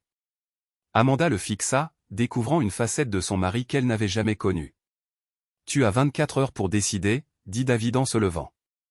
Choisis judicieusement. Alors qu'il s'éloignait, Amanda réalisa que l'homme qu'elle avait trahi n'était pas brisé. Il était dangereux, et elle était sur le point de payer le prix de l'avoir sous-estimé. Amanda avait passé une nuit blanche dans sa chambre d'hôtel, pesant ses options. L'ultimatum de David résonnait dans son esprit, signer les papiers de divorce avec ses conditions ou faire face à une exposition publique qui détruirait non seulement elle et Marcus, mais traumatiserait potentiellement Tyler et Emma. À l'aube, elle avait pris sa décision. Il n'y avait vraiment eu aucun choix. Quand elle appela David ce soir-là, sa voix était ferme malgré ses mains tremblantes. « Je signerai, dit-elle sans préambule. « Bon choix, répondit David calmement. Jonathan apportera les papiers cet après-midi. Signe-les devant lui en tant que témoin. David, s'il te plaît. Pouvons-nous parler des modalités de garde? Tyler et Emma ont besoin de leur mère. Ils ont besoin d'une mère en qui ils peuvent avoir confiance et qu'ils peuvent respecter, l'interrompit David. Tu auras des visites supervisées un week-end sur 2. Si tu prouves que tu es digne de confiance avec le temps, nous pourrions revoir l'arrangement. Et Marcus, vas-tu annuler ce que tu as prévu pour lui? David resta silencieux un long moment. Cela dépend de lui. Moins d'une semaine après qu'Amanda ait signé les papiers de divorce, David mit ses menaces à exécution. Il avait donné le choix à Amanda, et elle avait choisi de se conformer à ses exigences plutôt que d'affronter l'exposition publique. Mais David n'avait jamais promis d'épargner Marcus si Amanda coopérait. C'était l'hypothèse d'Amanda. David commença à mettre systématiquement en œuvre le plan qu'il avait préparé. Il soumit les préoccupations concernant la sécurité des bâtiments aux inspecteurs du comté de Miami-Dade, fournissant une documentation détaillée des problèmes d'entretien qu'il avait observés et photographiés lors de ses précédentes visites dans les hôtels de Marcus. Il contacta les responsables du service de santé de Sarasota avec des plaintes concernant les opérations de restauration. Et il contacta Rebecca Martinez au Miami Herald avec un article percutant sur les normes de sécurité dans les hôtels de charme. Les résultats arrivèrent progressivement mais inévitablement. Le premier coup de massue fut l'inspection du bâtiment. Les inspecteurs du comté de Miami-Dade arrivèrent sans préavis. À l'hôtel Miami Beach de Marcus un mardi matin. Munis de tuyaux anonymes sur des violations de sécurité, ce qu'ils trouvèrent fut pire que ce que David avait espéré, des systèmes électriques obsolètes, des équipements de sécurité incendie qui n'avaient pas été correctement entretenus, et des issues de secours qui ne respectaient pas les codes du bâtiment en vigueur. L'hôtel fut immédiatement fermé en attendant d'importantes réparations. Le sec. Le lendemain, le couperet est tombé lorsque les services sanitaires ont débarqué sur la propriété de Sarasota. Une fois de plus, le renseignement anonyme s'est avéré exact, infraction aux règles de stockage alimentaire, système d'assainissement insuffisant et une cuisine qui n'avait pas été correctement inspectée depuis des mois. Une autre propriété fut fermée. Dès jeudi, Marcus cherchait désespérément à comprendre ce qui se passait. Ses avocats travaillaient d'arrache-pied. Sa compagnie d'assurance exigeait des explications, et ses partenaires commerciaux posaient des questions difficiles. C'est alors que le troisième coup est tombé.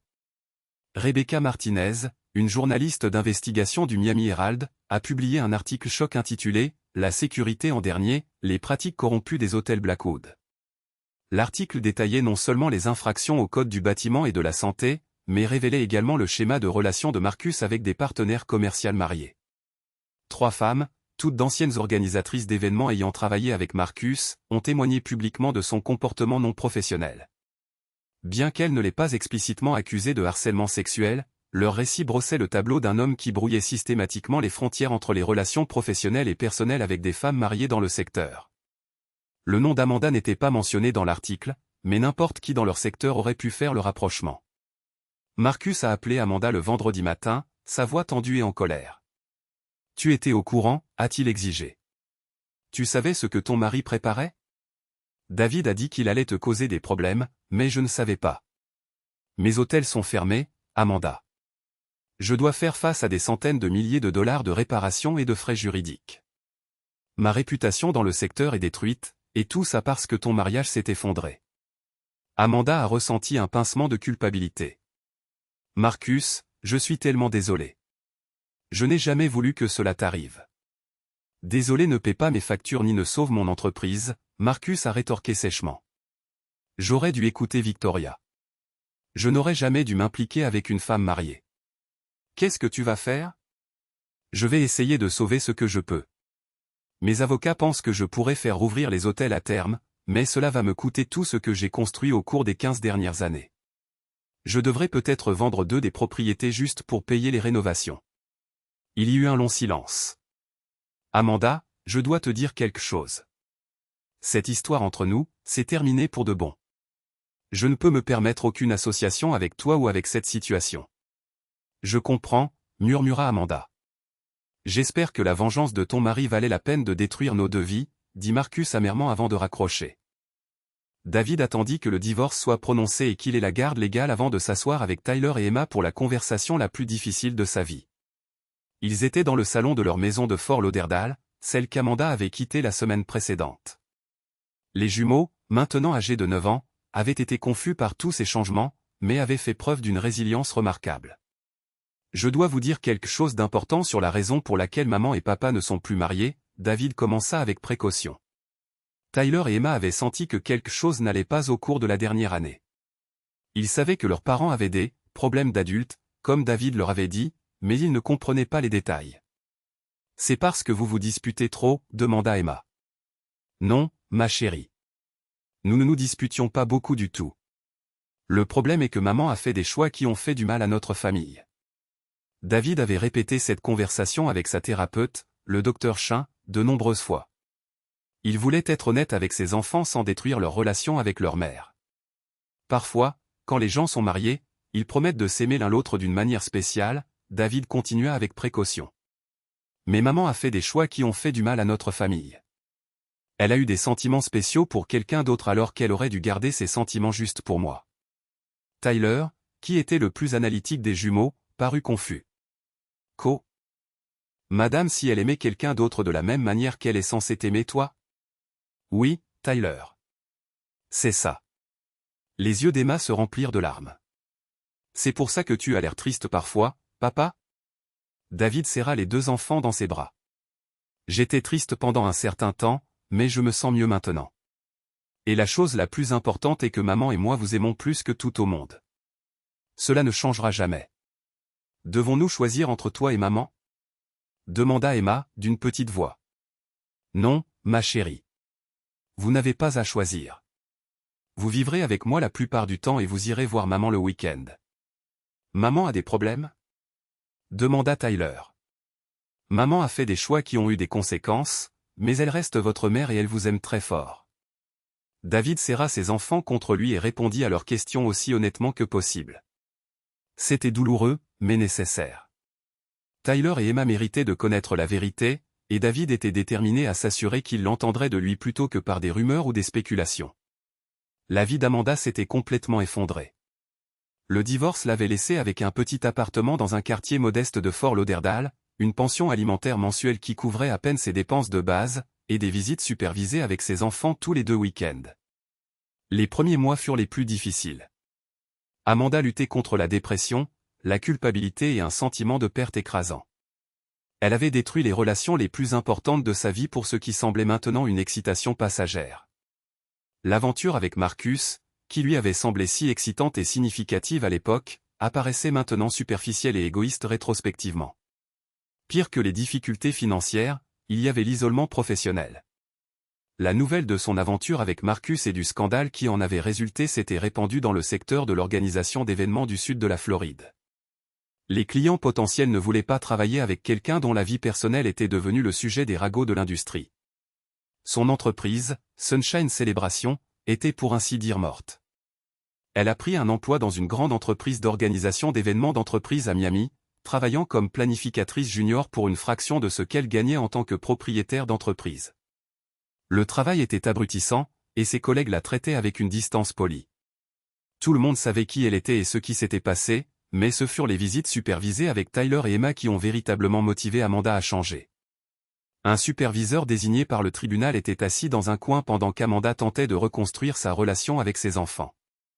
Les enfants étaient polis mais distants. Ils répondaient à ses questions sur l'école et leurs amis, mais l'intimité facile qu'ils avaient autrefois partagée avait disparu.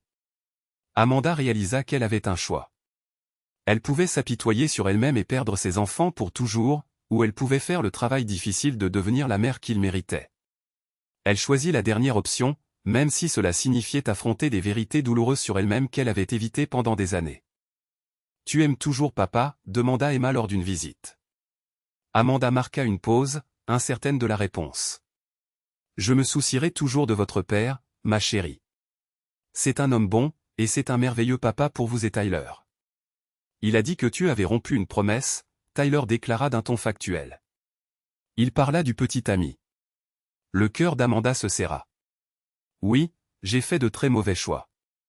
J'ai fait du mal à papa et j'ai fait du mal à notre famille. Je suis désolé pour cela. Tu vas refaire de mauvais choix, demanda Emma. Je vais faire de mon mieux pour ne pas le faire, répondit Amanda. Je vois une conseillère qui m'aide à comprendre pourquoi j'ai fait ces choix, et je travaille à être une meilleure personne. C'était vrai. Amanda était en thérapie 2 fois par semaine, essayant de comprendre comment elle avait détruit sa vie si complètement. La thérapeute, le docteur Lisa Hoffman, l'aidait à traverser la culpabilité et la honte, mais les progrès étaient lents. Pendant qu'Amanda luttait pour reconstruire sa vie, David prospérait.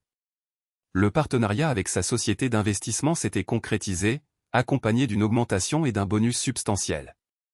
Il a engagé une merveilleuse nounou, Madame Garcia, qui l'aidait à prendre soin de Tyler et Emma quand il était au travail. David a également recommencé à fréquenter des gens, bien qu'il fût prudent et sélectif. Il avait appris de son mariage que la confiance, une fois brisée, était presque impossible à reconstruire. Lorsqu'il a finalement trouvé quelqu'un de spécial, il voulait s'assurer qu'elle était digne de l'affection de ceux enfants et de son propre cœur. Mais sa plus grande satisfaction venait de voir l'empire de Marcus Blackwood s'effondrer. Les inspections des hôtels avaient révélé des violations si étendues que Marcus fut contraint de fermer les 3 propriétés pendant des mois. Les coûts de rénovation, les frais juridiques et la perte de revenus l'avaient poussé au bord de la faillite. Il fut contraint de vendre sa propriété de Sarasota à une perte significative juste pour rester à flot. L'attention des médias avait également attiré l'intérêt d'autres agences de réglementation. L'IRS commença à auditer les pratiques commerciales de Marcus, et plusieurs anciens employés se sont manifestés avec des allégations de mauvaise conduite au travail. David suivait la chute de Marcus à travers les publications de l'industrie et les reportages, ressentant une satisfaction froide chaque fois qu'un autre PAN de la vie de l'homme s'écroulait. Victoria Reynolds, qui avait déménagé à Jacksonville et prospérait dans son nouveau poste, envoya un email à David 6 mois après les révélations initiales. « Je pensais que tu voudrais peut-être savoir que Marcus vend ses hôtels restants et quitte la Floride. On dit qu'il déménage au Texas pour recommencer avec une opération beaucoup plus petite. L'industrie ici ne le touchera plus.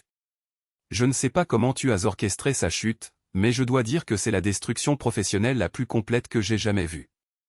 J'espère que tu trouves un peu de paix. » David répondit simplement, « Justice est faite. » 1 an après que le divorce fut prononcé, David reçut un appel téléphonique qui le surprit. C'était du docteur Sarah Chen, la thérapeute qu'Amanda voyait. « Monsieur Sterling, je sais que c'est inhabituel, mais je voulais vous parler des progrès d'Amanda. »« Y a-t-il un problème ?» demanda David. « Pas exactement un problème, mais Amanda a fait des progrès significatifs en thérapie et elle m'a demandé de vous contacter concernant une éventuelle modification de l'arrangement de garde. » David était sceptique. Quel genre de modification ? Elle aimerait passer de visites supervisées à des visites non supervisées avec l'objectif éventuel d'une garde partagée. Elle a terminé un programme de thérapie intensive. Elle a maintenu un emploi stable et elle a démontré une responsabilité constante lors de ses visites supervisées. Docteur Chen, j'apprécie ce que vous me dites, mais Amanda a détruit notre famille. Elle m'a menti pendant des mois, a eu une liaison et a fait vivre à nos enfants un divorce traumatisant. Pourquoi devrais-je lui faire confiance avec un accès non supervisé à Tyler et Emma ? Parce que les gens peuvent changer, Monsieur Sterling. Et parce que Tyler et Emma ont demandé à passer plus de temps avec leur mère. Cela fit réfléchir David. Ses enfants avaient effectivement posé des questions sur Amanda plus fréquemment, se demandant pourquoi ils ne pouvaient pas visiter son appartement ou pourquoi quelqu'un devait toujours les surveiller quand ils étaient ensemble.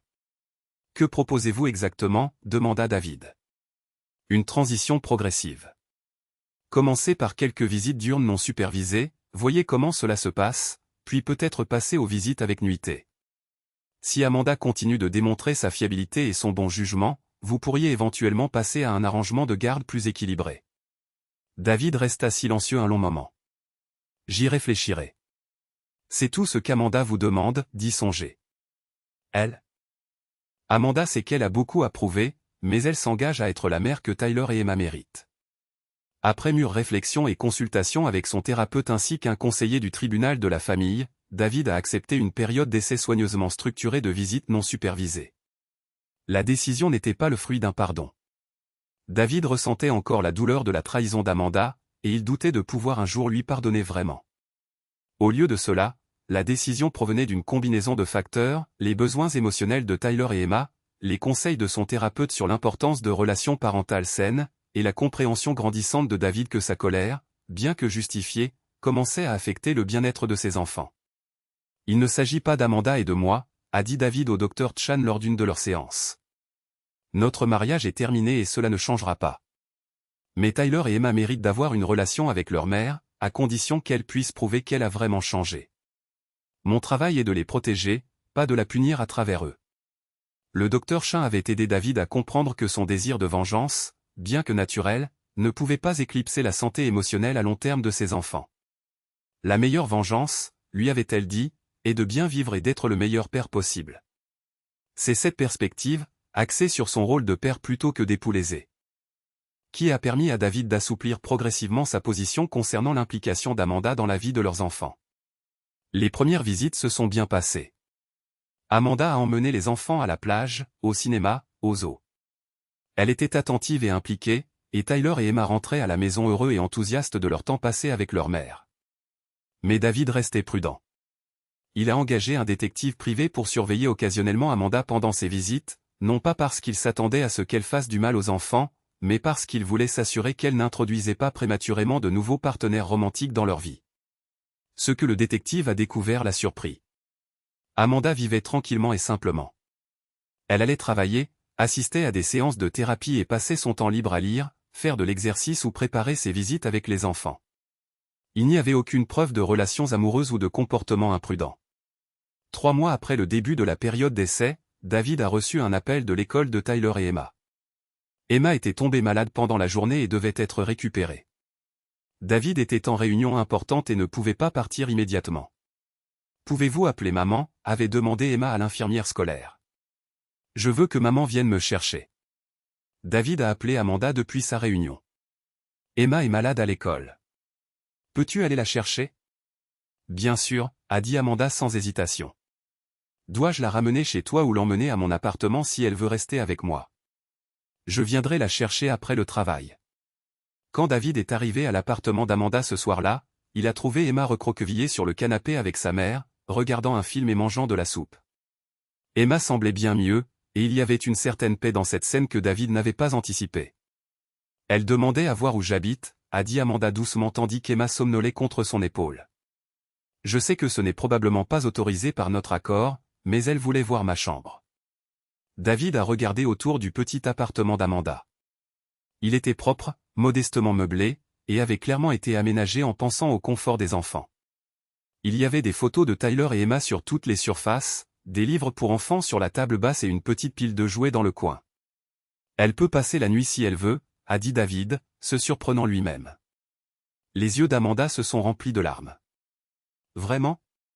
Il est temps », a simplement dit David.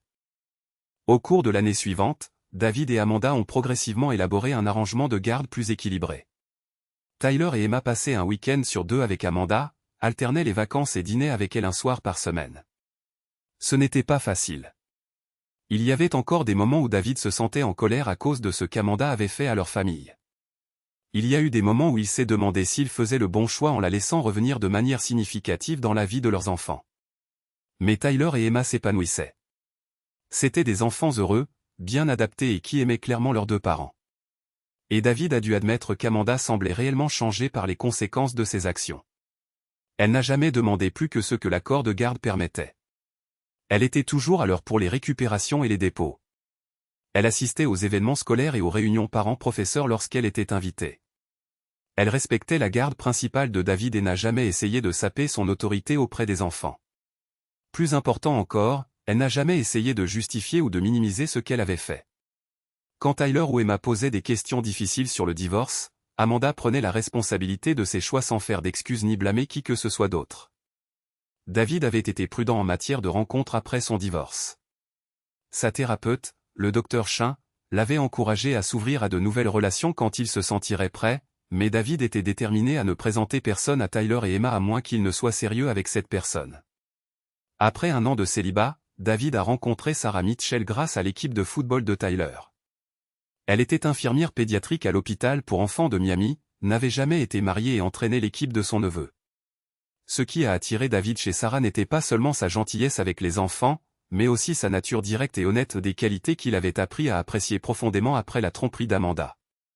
David a commencé à sortir avec Sarah lentement et prudemment. Ils se fréquentaient depuis 6 mois, se rencontrant pour un café après les entraînements de football et pour dîner quand les enfants étaient avec Amanda, avant que David ne se sente prêt à la présenter à Tyler et Emma. « Est-ce que Sarah va être notre nouvelle maman ?» a demandé Emma à David en privé. « Sarah et moi tenons beaucoup l'un à l'autre », a expliqué David. « Mais vous avez déjà une maman qui vous aime. Si Sarah et moi décidons de nous marier un jour, elle serait votre belle-mère et elle vous aimerait et aiderait à prendre soin de vous, mais elle ne remplacerait pas maman. » « On peut en parler à maman, pour Sarah ?» a demandé Tyler. « Bien sûr que vous le pouvez. En fait, je pense que ce serait bien que maman et Sarah se rencontrent. » La rencontre entre Amanda et Sarah fut maladroite mais courtoise. Elles ont pris un café pendant que Tyler et Emma étaient à l'entraînement de football, et elles ont établi des règles de base pour leurs rôles respectifs dans la vie des enfants. « Je veux que tu saches que je n'ai aucune intention d'essayer de te remplacer, » a dit Sarah à Amanda.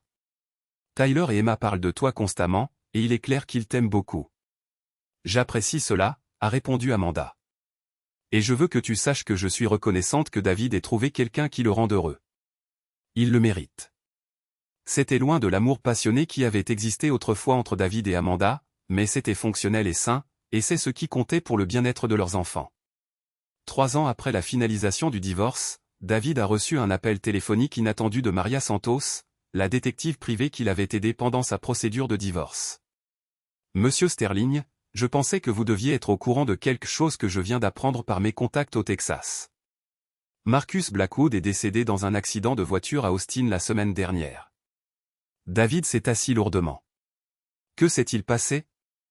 Selon le rapport de police, il conduisait sous l'influence de l'alcool, a perdu le contrôle de sa voiture sur une route rurale en dehors d'Austin. Il avait été arrêté pour conduite en état d'ivresse 2 fois au cours de la dernière année, ce n'était donc pas son premier incident lié à l'alcool.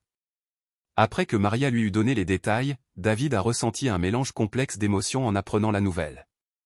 Marcus avait déjà payé un prix considérable pour son rôle dans la destruction de la famille Sterling. Les enquêtes et la publicité négative l'avaient contraint à vendre ses propriétés en Floride avec des pertes importantes. Il avait déménagé au Texas 3 ans plus tôt pour recommencer avec un petit hôtel-boutique à Austin, mais l'entreprise avait eu des difficultés dès le début. Selon l'article, Marcus avait beaucoup bu et avait été arrêté pour conduite en état d'ivresse 2 fois au cours de la dernière année. L'accident final semblait être la conclusion inévitable d'un homme incapable de faire face aux conséquences de ses choix.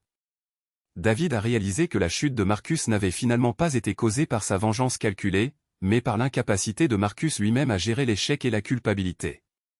La vengeance avait donné l'impulsion initiale, mais le comportement autodestructeur de Marcus avait fait le reste. Il a hésité à informer Amanda de la mort de Marcus et a finalement décidé qu'elle avait le droit de savoir. « Je voulais te le dire avant que tu ne l'apprennes par quelqu'un d'autre », a dit David lorsqu'il l'a appelé. Marcus est mort dans un accident de voiture au Texas. Il y eut un long silence à l'autre bout du fil. Y a-t-il eu d'autres blessés? Demanda Amanda finalement. Non, il était seul. Mais Amanda, il avait bu. La police a dit que son taux d'alcoolémie était le double de la limite légale. Amanda a commencé à pleurer doucement. Je lui ai fait ça, a-t-elle murmuré. Si je ne m'étais pas impliqué avec lui, rien de tout cela ne serait arrivé. Son entreprise serait toujours florissante. Il serait toujours en Floride. Il serait peut-être encore en vie. Amanda, arrête, a dit David fermement. Tu as fait de mauvais choix, et Marcus aussi. Mais Marcus a choisi de boire et de conduire. Ce n'est pas ta faute. J'ai détruit tant de vies, a dit Amanda. La tienne, celle de Marcus, celle de nos enfants. Nos enfants vont bien, a interrompu David. Ils sont heureux, en bonne santé et ils ont 2 parents qui les aiment. Oui, tu as fait des choix terribles qui ont blessé beaucoup de monde, y compris toi-même. Mais tu as passé les 3 dernières années à essayer de te racheter et de devenir une meilleure personne. Ne laisse pas la culpabilité de la mort de Marcus annuler tous les progrès que tu as faits. Après avoir raccroché, David s'est assis dans son bureau, pensant à tout ce qui avait changé depuis cette nuit où il avait découvert l'infidélité d'Amanda. Il avait cru sa vie finie. Mais au lieu de cela, il avait trouvé une force qu'il ignorait posséder. Il avait protégé ses enfants, bâti une nouvelle vie, et même retrouvé l'amour avec Sarah. Amanda avait tout perdu, son mariage, sa mère. Son entreprise, et la présence quotidienne de ses enfants dans sa vie. Mais elle avait aussi trouvé quelque chose qu'elle n'avait jamais eu auparavant, une véritable humilité et une conscience de soi. Marcus avait tout perdu aussi. Mais contrairement à Amanda, il n'avait jamais trouvé le moyen de se reconstruire ou d'aller de l'avant. David ne pouvait s'empêcher de se demander si les choses auraient été différentes si Marcus avait assumé la responsabilité de ses actes au lieu de blâmer les autres et de se tourner vers l'alcool. En regardant la photo de Tyler et Emma sur son bureau, David a réalisé que si la trahison avait déchiré leur famille, elle leur avait aussi enseigné à tous de précieuses leçons sur les conséquences, le pardon et la reconstruction. La douleur avait été immense, mais ils avaient tous survécu, certains mieux que d'autres. La justice, a réfléchi David, ne ressemblait pas toujours à ce que l'on attendait. Parfois, elle était rapide et dramatique. Parfois, elle était lente et inévitable. Et parfois, il s'agissait simplement de bien vivre malgré les actions de ceux qui avaient essayé de vous détruire. Marcus était parti. Amanda reconstruisait sa vie à partir de zéro. Et David était enfin véritablement en paix.